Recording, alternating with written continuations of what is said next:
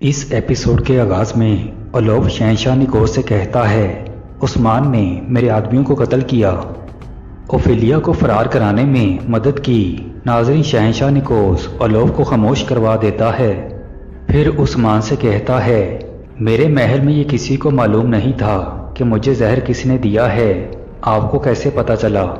عثمان کہتے ہیں، مجھے پتہ لگنے کی وجہ سے ہی آپ بخیریت ہیں، مجھ سے تفتیش مت کریں، محل پر لگی نظر صرف لالچی انسان کی ہوتی ہے۔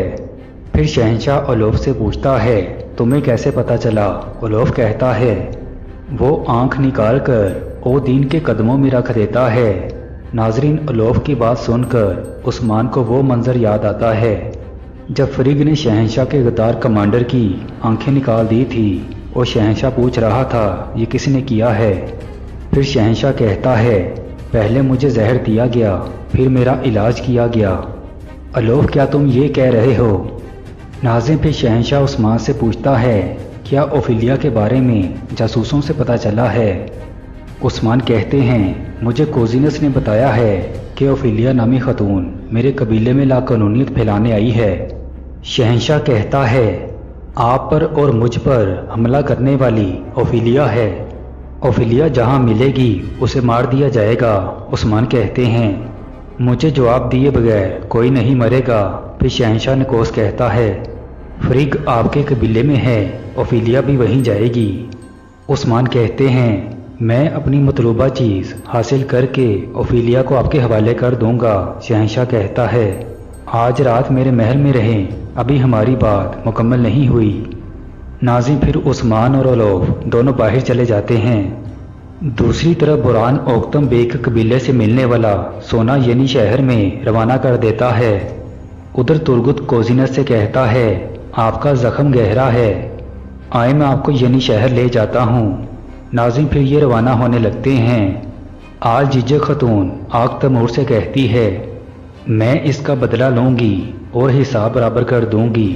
آگ تیمور کہتا ہے، ہم نے حساب برابر کرنے والا کوئی کام نہیں کیا ہے اور ہمارا ٹھکانہ سب کو معلوم ہے، جب چاہیں وہاں آ سکتی ہیں۔ ناظرین، پھر سب روانہ ہو جاتے ہیں۔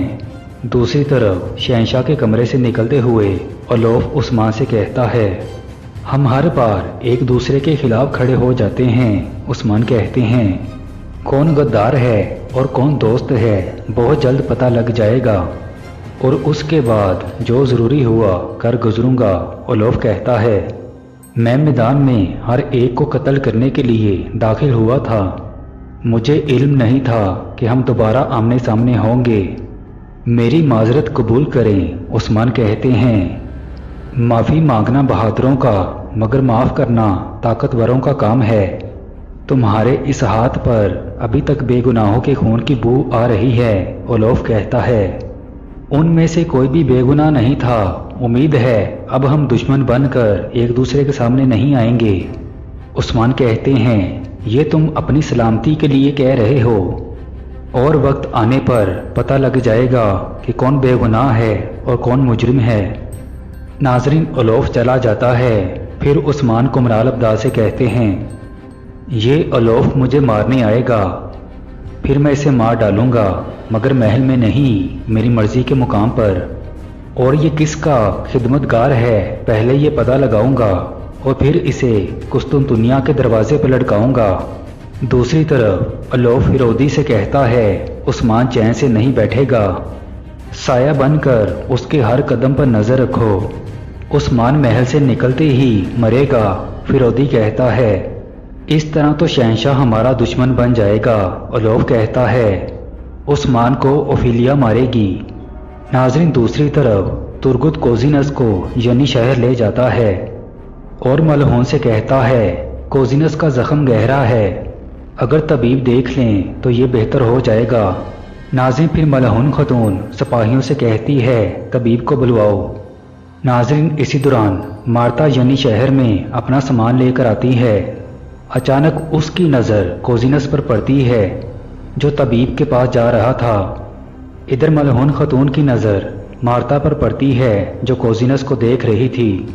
پھر ملہون خاتون مارتا کے پاس جاتی ہے اور کہتی ہے، तुम्हारा हाथ अब कैसा है? मार्ता कहती है, अब ठीक है। दूसरी तरफ उस्मान शहंशाह के महल के एक कमरे में थे।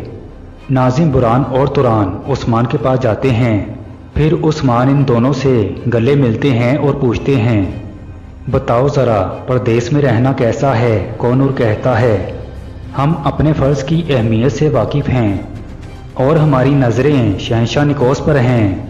हम हर वक्त उसकी हिफाजत पर लगे रहते हैं।